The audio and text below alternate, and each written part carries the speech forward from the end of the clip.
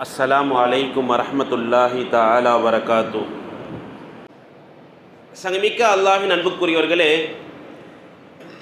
ஒரு மதத்தின் ஒரு சமுதாயத்தின் புத்தாண்டு துவங்குகிறது என்று சொன்னால் இன்றைய மக்களுக்கு மத்தியில் பல்வேறு கொண்டாட்டங்கள், கேக் வெட்டுதல், ஆர்ப்பாட்டங்களை எல்லாம் நாம் என்ன செய்ய முடியாது, பார்க்க முடிகிறது. ஆனால் நாம் இஸ்லாமிய புத்தாண்டை பற்றி, ஹிஜ்ரி துவங்கி இருக்கிறது என்பதை பற்றியே பல நபர்களுக்கு தெரியாமல் இருக்கக்கூடிய ஒரு சூழ்நிலையைத்தான் இஸ்லாமிய சமுதாயம் சந்தித்து கொண்டிருக்கிறது. ஏதாவது இன்னைக்கு நம்ம இஸ்லாமிக் புத்தாண்டா, இன்னைக்கு நியூ இயர் நம்மளுக்கு பிறந்திருக்கா என்றே இந்த ஜும்மாவில் கேட்டுதான் பல நபர்களுக்கு தெரியும். நேற்றைய தினம் முஹர்ரமுடைய பிறை துவங்கி இருக்கிறது என்றே பல நபர்களுக்கு இஷா வரைக்கும் தெரியாது. இஷாவுக்கு பிறகுதான் காயல் பட்டணத்தில் தெரிந்தது என்று காசி சாப் அவர்களால் இந்த புத்தாண்டு என்று ஹிஜ்ரி என்பது துவங்கி இருக்கிறது என்ற அறிவிப்பே வந்திருக்கிறது. எனவே ஹிஜ்ரி ஆண்டு என்று நாம் சொல்கிறோம். இதுவே கிறிஸ்துவர்களில் பார்க்கும் பொழுது 2025 அப்படின்னு சொன்னால் கொண்டாட்டத்திற்கு 12 மணி அளவிற்கு எத்தனை நபர்கள் விழித்திருந்து என்ன செஞ்சிருப்பாங்க, கொண்டாடி இருப்பாங்க. ஆனால் ஹிஜ்ரி என்று சொல்லும் பொழுது அதை நாம் யோசிக்க கூட மாட்டேங்கிறோம். ஆனால் ஹிஜ்ரத் என்பது எவ்வளவு மிக முக்கியமானது தெரியுமா? உஸ்மான் ரலியல்லாஹு தஆலா அன்ஹு சொல்லும் பொழுது சொன்னார்கள், ஃபஇன்னஹு ஃபர்கும் பைனல் ஹக்கி வல் பாத்திலி.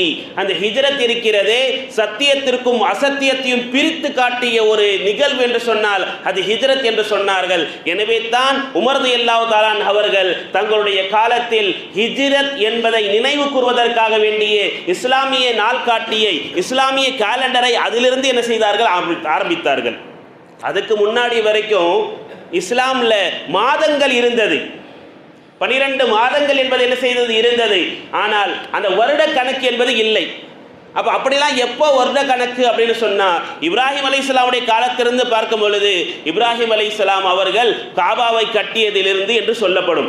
இப்ராஹிம் அலைஹிஸ்ஸலாமுடைய குடும்பத்தில் ஒரு பெரிய நபர் இறந்திருந்தார், அவர்கள் இறந்ததில் என்று அந்த கணக்கு செய்யப்படும். ஏன் நபி ஸல்லல்லாஹு அலைஹி வஸல்லம் காலத்தில் கூட நபி ஸல்லல்லாஹு அலைஹி வஸல்லம் எப்பொழுது பிறந்தார்கள் என்று கேட்டால் ஆமுல் ஃபீலில் இருந்து இத்தனை ஆண்டு, யானை வருடத்திலிருந்து இத்தனை ஆண்டு என்று தான் சொல்வார்களே தவிர குறிப்பிட்டு 1, 2 என்று சொல்லக்கூடிய பழக்கம் என்பது இஸ்லாமிய அரபிய அந்த ஆண்டு அந்த மக்களில் இல்லை. எப்போதிலிருந்து துவங்கியது? உமர் ரலியல்லாஹு அன்ஹுடைய ஆட்சி காலத்தில் இருந்துதான் ஆண்டு என்ற கணக்கு என்பது துவங்கி இருக்கிறது. சஹாபா பெருமக்களே, கிட்டத்தட்ட உமர் ரலியல்லாஹு அன்ஹு ஆட்சி காலம் என்பது 22 லட்சம் சதுரடி மைல் தூரம் அளவிற்கு பரவி இருந்ததாம். 8 திசையிலும் இஸ்லாமிய நாடுகள் பரவி இருக்கும் பொழுது கடிதங்கள் அங்கிருந்து வந்து கொண்டிருக்கும். அப்பொழுது அதில் முஹர்ரம் என்று பதிவு செய்யப்பட்டிருக்கும், நாள் பதிவு செய்யப்பட்டிருக்கும், ஆனால் வருடம் பதிவு செய்யப்பட்டு இருக்காது.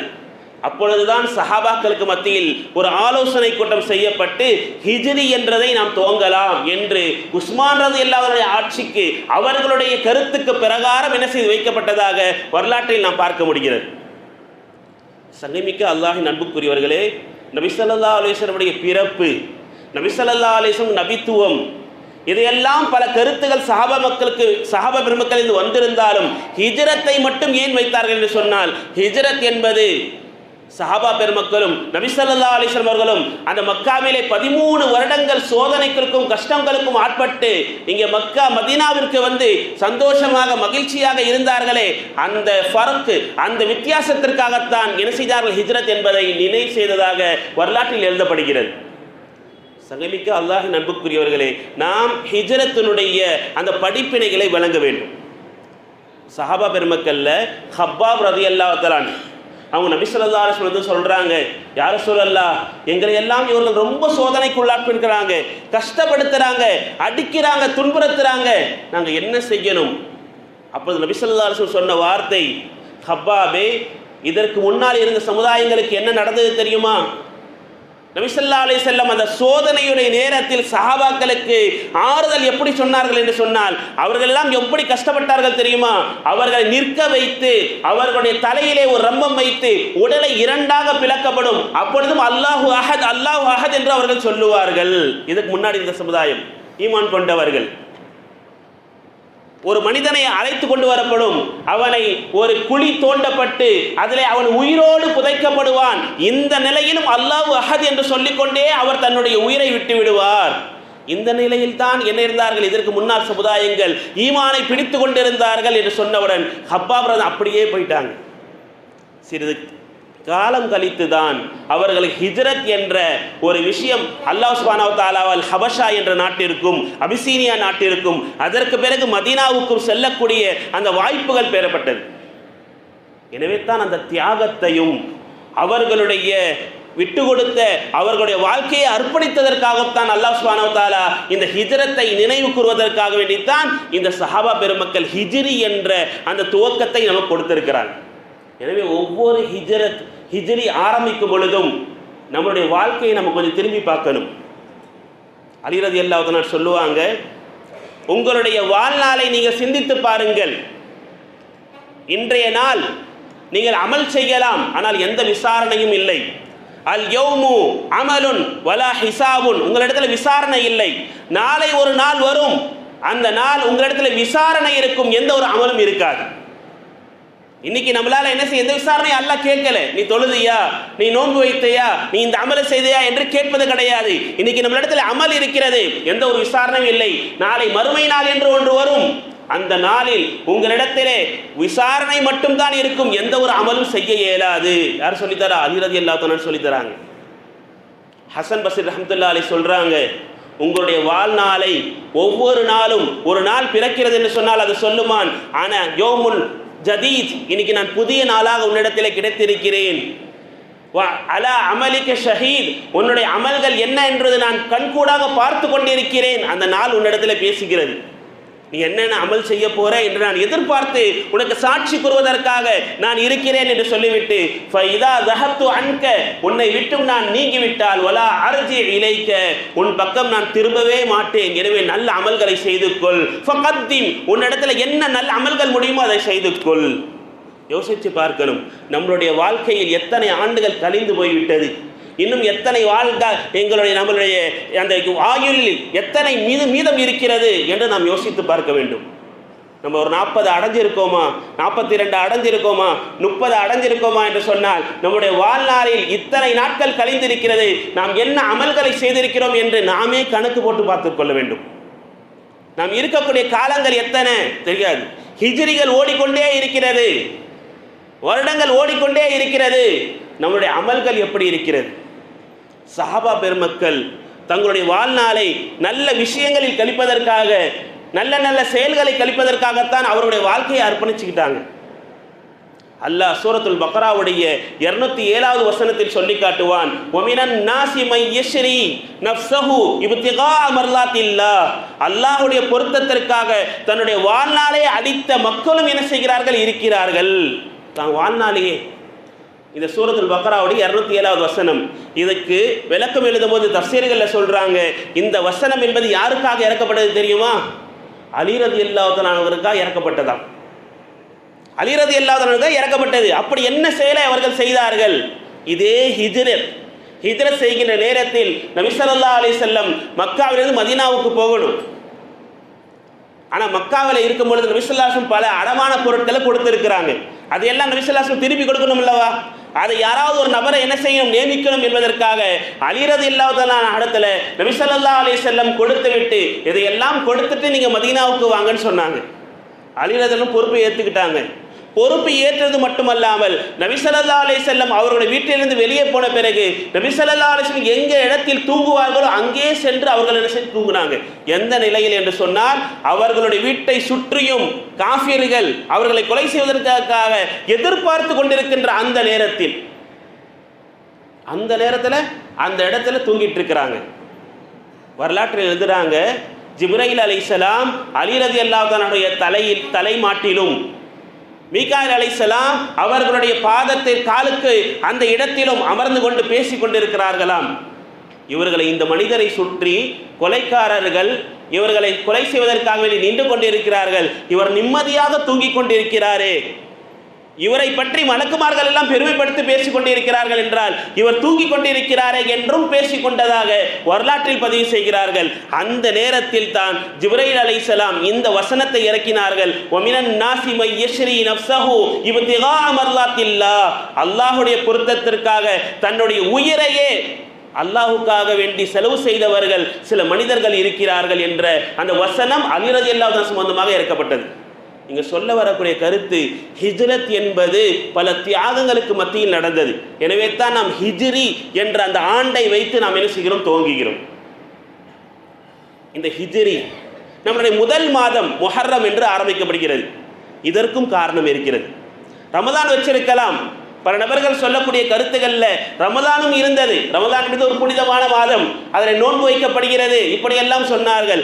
இருந்தாலும் ஹஜ்ஜை முதன்மைப்படுத்தி ஹஜ்ஜுக்கு போயிட்டு திரும்பி வரக்கூடியவர்கள் அந்த துல்ஹஜ் மாதத்தில் தான் என்ன செய்வாங்க, திரும்பி வருவார்கள். இமாம் ராசி ரஹ்மத்துல்லாஹி அலைஹி தங்களுடைய தஃப்சீர்ல எழுதுறாங்க, எல்லா மக்களும் அந்த நேரத்தில் தான் என்ன செய்வாங்க, ஹாஜிகள் திரும்பி வருவார்கள்.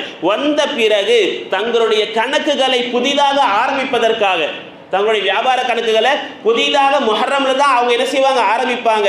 எனவே முஹர்ரம் என்பதே முதல் மாதமாக வைக்கலாம் என்ற கருத்து வந்ததினால் முஹர்ரம் என்பதை இஸ்லாமிய மாதங்களின் முதல் மாதமாக கணக்கு விடப்படுவதாக வைக்கப்படுகிறது. இதில் நாம் யோசிக்க வேண்டியது, ஹாஜிகள் திரும்பி வருகிறார்கள் என்று சொன்னால் அவர்களிடத்தில் சென்று முசாஃபா செய்ய வேண்டும். அவங்களிடத்தில் சென்று பாவ மன்னிப்பை அல்லாஹ்விடத்தில் தமக்காக கேட்குமாறு நாம் என்ன செய்யணும், பரிந்துரை செய்யணும். இதற்காக நீங்கள் என்ன செய்யுங்க, அல்லாஹ்விடத்தில் கேளுங்க. காரணம், அவர்கள் திரும்பி வருகிறார்கள் என்று சொன்னால் அன்று பெற்றெடுத்த பாலகனை போன்று அவர்கள் என்ன செய்கிறார்கள், திரும்பி வருகிறார்கள். எல்லா பாவங்களை விட்டும் அவர்கள் அப்பாற்பட்டவர்களாக திரும்பி வருகிறார்கள். அவர்களை சென்று மக்ஃபிரத்துக்காக வேண்டி நாம் துஆ செய்யணும், முசாஃபா செய்யணும். நபி ஸல்லல்லாஹு அலைஹி வஸல்லம் சொல்றாங்க, ஃபஇன்னஹு மக்ஃபூருன் லக, அந்த ஹாஜி திரும்பி வருகிறாரே உமக்காக மக்ஃபிரத்து செய்யப்பட்டவராக அவர் என்ன செய்கிறார், ஆகிவிடுகிறார். எனவே அவரிடத்தில் முசாஃபா செய்யணும். எந்த அளவுக்குன்னு சொன்னா, அவர் தன்னுடைய வீட்டிற்கு போவதற்கு முன்னால் எத்தனை நபரிடத்தில் முசாஃபா செய்து யாருக்கெல்லாம் துஆ செய்கிறார்களோ அத்தனை நபர்களும் பாவ மன்னிப்பு பெற்றவர்களாக ஆகிவிடுகிறார்கள். அவர் வீட்டுக்கு போறதுக்கு முன்னால் அந்த ஹாஜிமார்களை கண்ணியப்படுத்துவதற்காகத்தான் முஹர்ரம் என்ற அந்த முதல் மாதத்தை துவங்கியதாக கிதாபுகளை நாம் பார்க்க முடிகிறது. சலிமிக்க அல்லாஹின் அன்புக்குரியவர்களே, ஹிஜ்ரத்தினுடைய படிப்பினை, ஹிஜ்ரத்தினுடைய தியாகம், இதையெல்லாம் சஹாபா பெருமக்கள் அவர்கள் எவ்வளவு கஷ்டப்பட்டார்கள். ஒவ்வொரு சஹாபியும், ஏன் நபி ஸல்லல்லாஹு அலைஹி வஸல்லம் அவங்களே சௌர் குகையில் இருக்கும் பொழுது எவ்வளவு சிரமங்கள். சௌர் குகையில் நபி ஸல்லல்லாஹு அலைஹி வஸல்லம் இருக்கிறாங்க, அந்த நேரத்தில் எதிரிகள் எல்லாம் கீழே போயிட்டு இருக்கிறாங்க. அப்போது அபூபக்கர் கூட இருக்கிறாங்க, கூட இருந்து கொண்டு சொல்றாங்க, யா ரசூலுல்லாஹ், கீழே எதிரிகள் சென்று கொண்டு இருக்கிறார்கள். அப்பொழுது நபி ஸல்லல்லாஹு அலைஹி வஸல்லம் சொன்ன வார்த்தை குர்ஆனில் இடம்பெற்றிருக்கிறது, லா தஹ்சன் இன்னல்லாஹ மஅனா, அபூபக்கரே கவலை கொள்ளாதீர்கள், அல்லாஹ் நம்மோடு இருக்கிறான். எந்த அளவுக்கு ஈமான்! நபி ஸல்லல்லாஹு அலைஹி வஸல்லம் சஹாபா பெருமக்களுக்கு அந்த பொறுமையை கற்றுக் கொடுத்தாங்க. நாமும் அதே போன்றுதான்.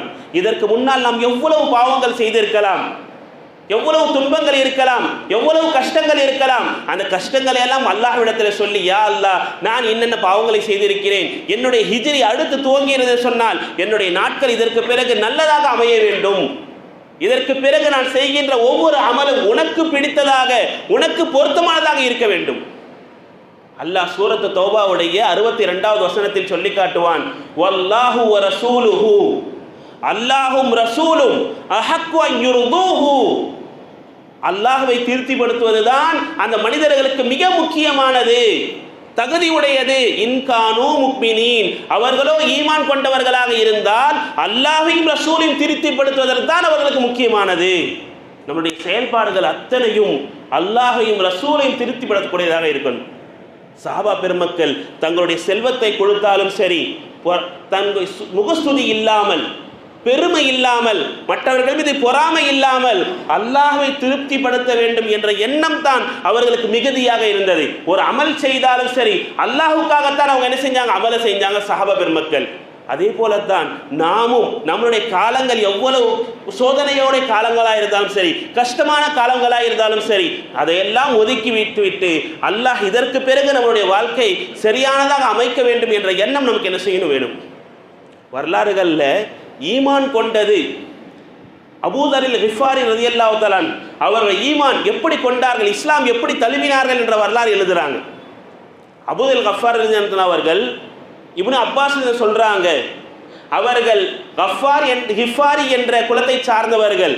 நபி ஸல்லல்லாஹு அலைஹி வஸல்லம் மக்காவுக்கு வந்து லா இலாஹா இல்லல்லாஹ் என்ற கலிமாவை சொல்கின்ற நேரத்தில் பல நபர்கள் அவர்கள் பொய் சொல்கிறார்கள், அவர்கள் தன்னை நபி என்று பொய்யாக வாதுகிறார்கள் என்று மக்களுக்கு மத்தியில் பரவிய போது அந்த கிஃபாரி குலத்தை சார்ந்த அபூதர் அவர்கள் அவருடைய சகோதரர் அனீஸ் என்பவரை அனுப்பி நபி என்று ஒருவர் வந்திருக்கிறார், அவர் என்னதான் சொல்கிறார் என்று கேட்டு வா, அதை போய் பார்த்து வா என்று அனுப்பி வைக்கிறாங்க. அந்த மனிதர் வந்து மக்காவுக்கு எல்லாத்தையும் பார்த்துட்டு மறுபடியும் போனார். போய் அபூதல் கிஃபாரி அவங்க இடத்துல சொன்னாராம், அந்த நபின்னு சொல்றாரு, நான் பார்த்த வரைக்கும் அவர் சொன்னது நல்லதை ஏவுகிறார், தீமையை தடுக்கிறார், இதை தவிர்த்து எனக்கு எதுவுமே தெரியலை. அவர் பார்க்கறதுக்கு ஒரு நல்ல மனிதராகத்தான் இருக்கிறார் என்று சொன்ன உடனே அபூதல் கிஃபாரி ரலியல்லாஹு தஆலா நபி ஸல்லல்லாஹு அலைஹி வஸல்லம் அவங்களை பார்க்கறதுக்காக மக்காவுக்கு என்ன செய்யறாங்க, வராங்க. அவர்கள் இஸ்லாமை தழுவிய அந்த நிகழ்வை அலி ரலியல்லாஹு தஆலா அவங்க சொல்றாங்க, நான் அந்த அபூதல் கிஃபாரி அவர்கள் மக்காவுடைய அந்த காபத்துல்லாவில் சாய்ந்து வண்ணமாக பார்த்தேன். அந்த மனிதரிடத்திலே ஒன்றுமே இல்லை, ஒரு தடி இருந்தது, ஒரு தோல்பை, தண்ணீர் நிரம்பிய ஒரு தோல்பை, இதை தவிர்த்து வேற எதுவும் இல்லை. நான் அந்த மனிதரை பார்த்து கேட்டேன், எங்கேருந்து வந்திருக்கீங்க, புதிய ஆளா இருக்கிறீங்களே? அவங்க சொன்னாங்க, நபின்னு ஒருத்தவங்க வந்திருக்கிறாங்கன்னு சொல்றாங்க. அவங்களோட ஈமானை பாருங்க, நபின்னு ஒருத்தர் வந்திருக்கிறான்னு சொல்றாங்க, அந்த நபியை நான் பார்க்க வேண்டும். நான் இந்த விஷயத்தை எல்லா மக்களிடத்திலும் சொன்னால் யார் நல்லவர் யார் கெட்டவர் என்று எனக்கு தெரியவில்லை. நான் நபியை ஈமான் கொண்டு வந்திருக்கிறேன் என்று சொன்னால் என்னை யாராவது அடித்து விடுவார்களோ என்ற அச்சத்தினால் தான் நான் யாரிடத்திலும் சொல்ல மறுக்கிறேன். ஆனால் உங்களை பார்த்தால் நல்லவராக தெரிகிறது, யாரிடத்தில் அலியத்தன்னு சொன்னாங்க. அப்போ அலிய சொன்னாங்க, நான் இப்பொழுது நபியை தான் பார்க்க போகிறேன், அந்த நேரம் தான் எனக்கு, நீங்களும் என் கூட வாங்க அப்படின்னு என்ன செஞ்சாங்க, அழைச்சிட்டு போனாங்க. அழைச்சிட்டு போயிட்டு அபூதல் கிஃபாரி நபி ஸல்லல்லாஹு அலைஹி வஸல்லம் பார்த்தாங்க. முதல் தடவை பார்க்குறாங்க. அலிரது நடு அவங்க தள்ளிட்டு அவங்க போயிட்டு முதல்ல முசாஃபா செஞ்சு அஷ்ஹது அல்லா இலாஹ இல்லல்லாஹ் வ அஷ்ஹது அன்னக முஹம்மது ரசூலுல்லாஹ் என்று கலிமா சொன்னதாக வரலாறு நம்ம என்ன செய்யணும் பார்க்குறோம்.